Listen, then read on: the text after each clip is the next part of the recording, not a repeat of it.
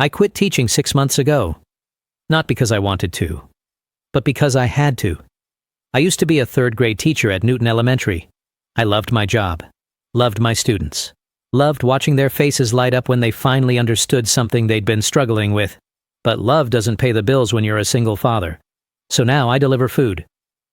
DoorDash, Uber Eats, Grubhub. Whatever app pings first. I work 70 hours a week. I make about twice what I made as a teacher. And every single day, I hate myself a little bit more for giving up the one thing I was good at. But my son needs me. And right now, he needs me to have flexible hours and money in the bank more than he needs me to have a job I love. Before we get to it, where are you watching from? Share in the comments.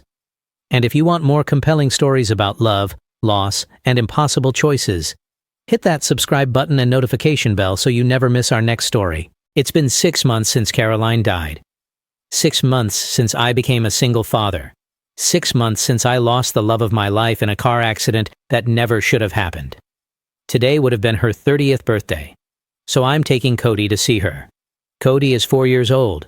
He doesn't fully understand death yet. He knows mommy is gone. He knows she's not coming back, but he still asks when she's coming home. Still sets a place for her at dinner sometimes. It kills me every single time. Daddy, where are we going? Cody asks from his car seat. He's clutching a handful of daisies we picked from the park. His favorite flowers. Caroline's favorite flowers. We're going to visit mommy. At the place with the rocks? Yeah, buddy. The cemetery. Will she be there? I grip the steering wheel tighter. In a way. He's quiet for a moment. Then, can I give her the flowers? Of course you can. Oakwood Cemetery is 20 minutes outside the city. Rolling hills, old oak trees. Quiet. Caroline is buried in the oldest section where the people from traditional families rest. Plot 247, row C. I've memorized it. I park the car. Unbuckle Cody, hold his hand as we walk through the gates. He's been here 3 times before. Once for the funeral, which he barely remembers. Twice since then. He's getting used to it, which breaks my heart in a different way. Is mommy's rock the pretty one? He asks. Yeah, the one with the angel. Caroline's headstone is white marble. Her parents, well, her father, paid for it. I couldn't afford anything close to that nice. Caroline Elizabeth Ballard, 1995, 2024. Beloved daughter. I hate that it doesn't say beloved wife or beloved mother. But I wasn't consulted. I wasn't even invited to help plan the funeral, because Caroline's father didn't know I existed. We round the corner toward her grave, and I stop, because someone is already there. A man, older, maybe 60, expensive suit, gray hair, standing with his back to us, staring down at Caroline's headstone. Gregory Ballard, her father. I've never met him, but I've seen his picture. Caroline showed me once, years ago, when she was trying to explain why she couldn't tell him about me. He's not a bad man, she'd said. He has very specific ideas about what my life should look like. And you don't fit into those ideas. I'd asked her, am I ever going to meet him? She'd smiled sadly. Someday, when I'm brave enough. But someday never came. I saw him at the funeral. They didn't see me at all. I should leave, turn around, come back later. But Cody was already pulling me forward. Daddy, come on. I want to give mommy the flowers. Gregory turns at the sound of Cody's voice. For a moment, we just stare at each other. He's holding a bouquet of orchids. Expensive, perfect. The kind of flowers you buy when you have more money than emotion. Cody and I are holding daisies. Wilted, free, the kind of flowers you pick when you have more love than money. Excuse me, Gregory says. His voice is cold, clipped. This is my daughter's grave. I know, I say quietly. Then perhaps you could give me a moment of privacy. Cody looks up at me, confused. I kneel down next to him. Buddy, can you go put the flowers on mommy's grave for me? Okay. He runs forward, clutching the daisies. Gregory watches him annoyed. Then he looks at me. I don't know who you are, but this is a private. And then Cody places the daisies on the grave, right next to the photo embedded in the headstone, the photo of Caroline smiling. Hi, Mommy, Cody says softly. I brought you flowers, the pretty yellow ones you like. Gregory goes completely still. Cody, he whispers. Cody looks up. That's me. How do you know my name? Gregory stares at him. At his eyes, Caroline's eyes. At his nose, Caroline's nose. At his smile, Caroline's smile. Then Gregory looks at me. And I see the exact moment he understands. "Who are you?" His voice is shaking now. I take a breath. "My name is Emmett Marsh." That doesn't answer my question. "She was my wife." Silence. Just the wind through the trees, the distant sound of traffic, Cody humming to himself as he arranges the daisies. Gregory's face goes through several emotions in rapid succession: confusion, disbelief, anger. "That's impossible." "It's not. My daughter wasn't married." "She was, for almost 5 years." "You're lying." I pull out my phone, show him a photo. Me and Caroline on our wedding day, City Hall, simple dresses and a suit from Target, but we were smiling. God, we were smiling. Gregory stares at the photo. His hand trembles. "When?" he whispers. 5 years ago, June 14th. "She never told me." "I know." "Why?" I look at him. At this man who terrified Caroline so much she hid her entire life from him. "Because she knew you wouldn't approve." Or Gregory's face hardens. "Of course I wouldn't approve. Who are you? What do you do?" "Right now, I'm a delivery driver." "A delivery driver." He says it like it's a disease. "And you thought you were good enough for my daughter?" "She thought I was good enough. That's all that mattered. My daughter deserved better than what? Than someone who loved her? Than someone who made her happy? Than someone who saw her as more than just a Ballard?" Gregory's jaw clenches. "You have no idea what you're talking about." "Don't I?" I step closer. "She told me about you. About how you tried to control every aspect of her life. About how you introduced her to suitable men. About how you made her feel like nothing she did was ever good enough unless it made you proud. I wanted what was best for her." "You wanted what was best for your image. There's a difference." Cody runs back to us. "Daddy, I told Mommy happy birthday." Gregory looks down at him. Really looks at him. "How old are you?" His voice has softened slightly. 4. Cody holds up 3 fingers. "I'm a big boy." 4. Gregory repeats. He does the math. Looks at me. "She was pregnant." "Yes." "For how long?" "She gave birth 4 years ago. You do the math." Gregory's face goes pale. "She was pregnant at Christmas 4 years ago, when we had dinner. She said she was just tired from work." "She was tired from being 7 months pregnant and hiding it from you. And then she left for her semester away in Milan." "She was not in Milan. She was here, but in the side of town you wouldn't find her." "Why would she hide that from me? I'm her father. I had a right to know." "Did you?" I cross my arms. "Because from what Caroline told me, you had rights to everything in her life. Her career, her relationships, her choices. Maybe she wanted one thing that was just hers. I would have helped her. You would have tried to control her. Again." Gregory stares at me, then at Cody, then at Caroline's grave. "She died 6 months ago," he says quietly. "You've had 6 months to contact me, to tell me I had a grandson. Why didn't you?" I don't have a good answer for that. "I don't know." "You don't know?" "I thought about it every day, but Caroline spent 5 years hiding us from you. I figured she had her reasons." "So you just—" "What? Kept my grandson from me?" "I kept Cody away from a man who made his mother feel like she had to live a double life just to be happy." The words hang between us. Gregory's expression shifts. Hurt, then anger. "Get out." "What?" "Get away from my daughter's grave. Take that child and leave." "That child is your grandson." "I don't know that. I have no proof. You show me one photo and expect me to believe—" I pull out my phone again, pull up my photos, scroll through. Caroline pregnant. Caroline holding newborn Cody. Caroline and Cody on his first birthday, his second, his third, his fourth. Hundreds of photos. A life Gregory never knew existed. I shove the phone toward him.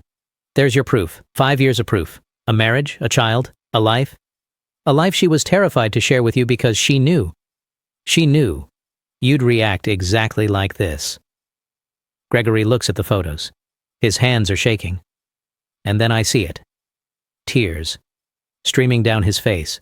"She was going to tell me," he whispers. "The day she died. She called me, said she had something important to discuss." I thought it was about work. I was annoyed. I almost canceled. My stomach drops. What? She was coming to see me. That's where she was driving.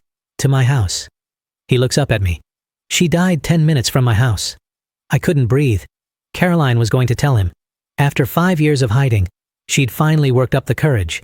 And she died before she could. Gregory closes his eyes. I waited for 2 hours. I thought she'd changed her mind. I was angry.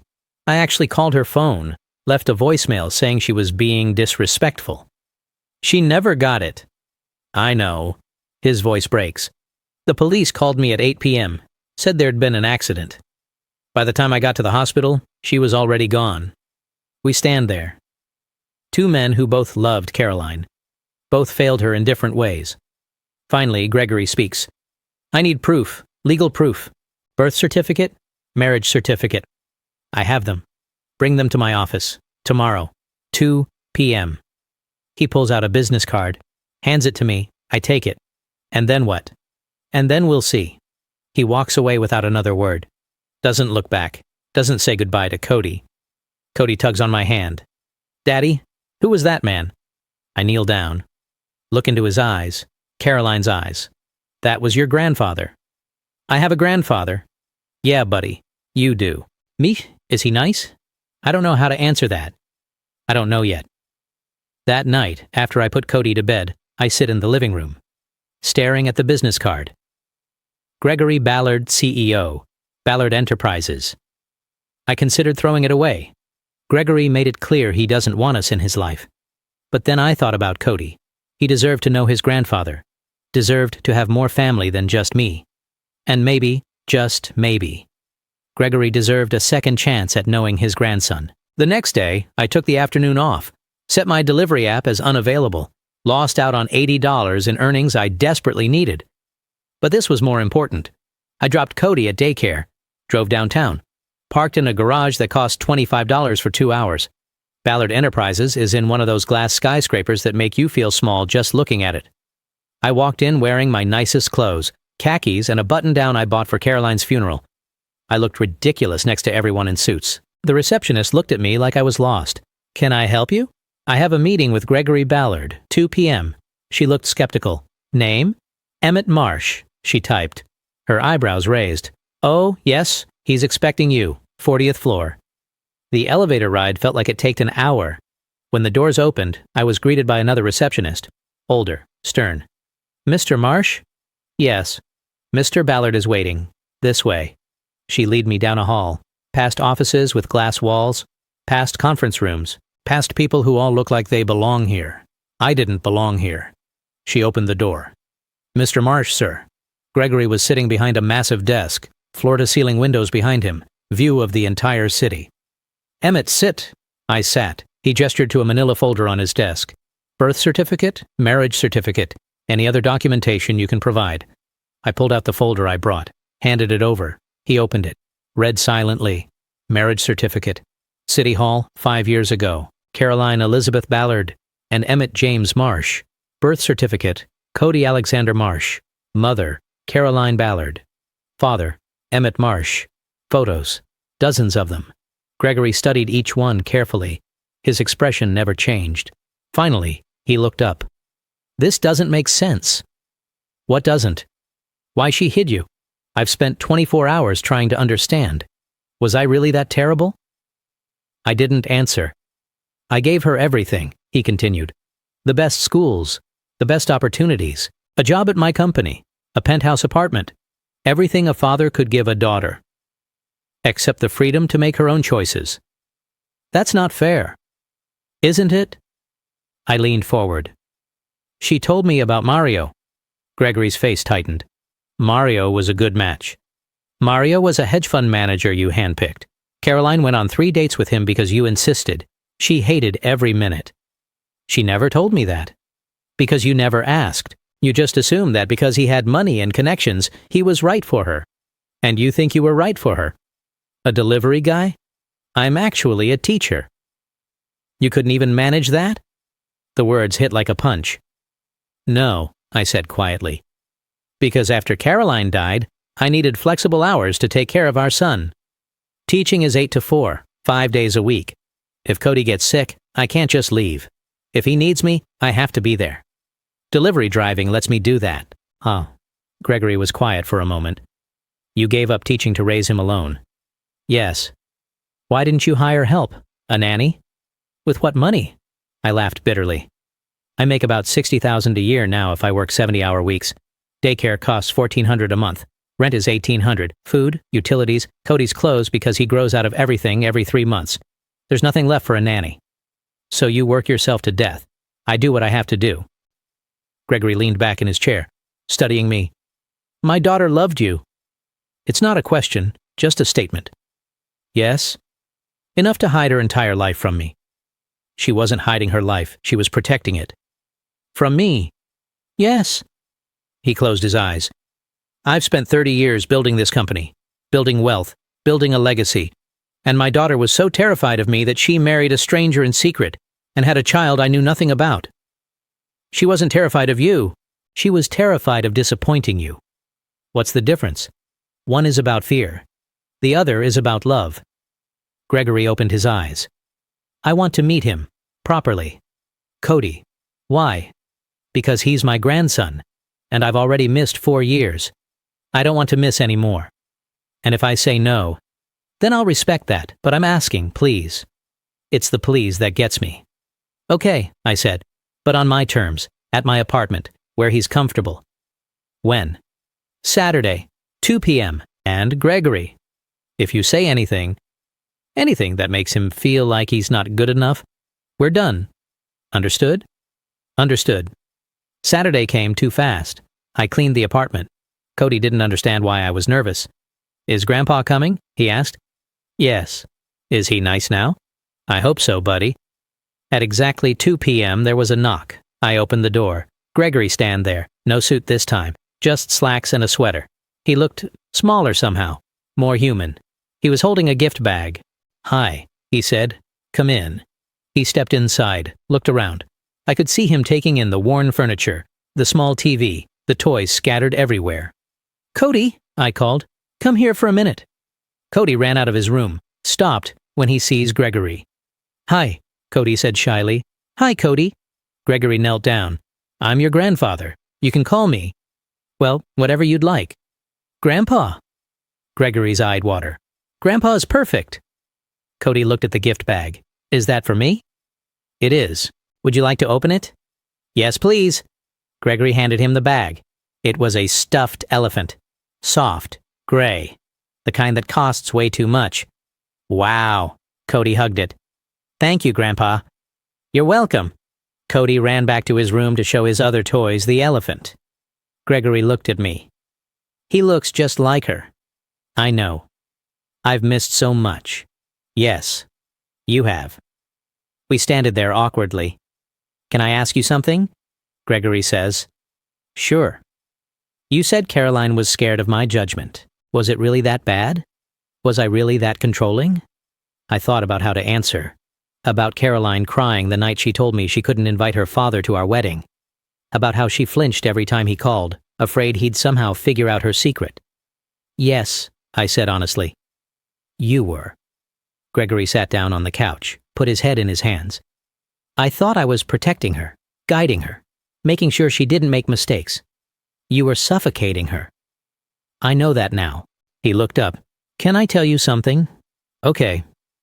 My wife, Caroline's mother, died when Caroline was 12. Cancer.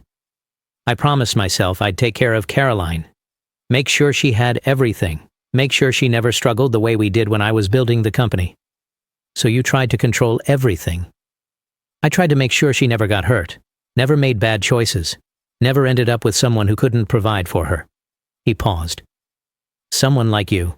I'm not going to apologize for not being rich. I'm not asking you to. Gregory walked to the window. My daughter spent 5 years hiding from me, and then she died trying to finally tell me the truth. That's my fault. It's not. It is. If I'd been the kind of father she could talk to, she wouldn't have been in that car that day. She wouldn't have been so terrified of telling me that she waited 5 years. I didn't know what to say to that. I can't get her back, Gregory continued. But I have a grandson, and I don't want to make the same mistakes with him. What are you saying? I'm saying I want to be part of his life, if you'll let me. And what does that look like? I don't know, but I'd like to figure it out. Together. Over the next few months, Gregory visited every Saturday. At first, it was awkward. He didn't know how to talk to a 4-year-old, brought gifts that were too expensive, tried too hard. But slowly, he got better. He learned that Cody liked magic, started bringing magic toys instead of designer ones. He learned that Cody liked pancakes, started bringing pancake mix and making breakfast. He learned that Cody missed his mom, started telling him stories about Caroline when she was little, and Cody loved it. Loved having a grandpa. Loved hearing about mommy. One Saturday, Gregory pulled me aside while Cody played. I need to talk to you about something. Okay. I've been thinking about your situation. My situation? You work 70 hours a week. You're exhausted. Cody barely sees you. I'm doing the best I can. I know, and I'm not criticizing. I'm offering help. I tensed. I don't want your money. I'm not offering money, I'm offering a job. What? You were a teacher, a good one from what Caroline wrote in her journals. You read her journals? I've been reading everything she left behind, trying to understand her, trying to understand you. He pauses.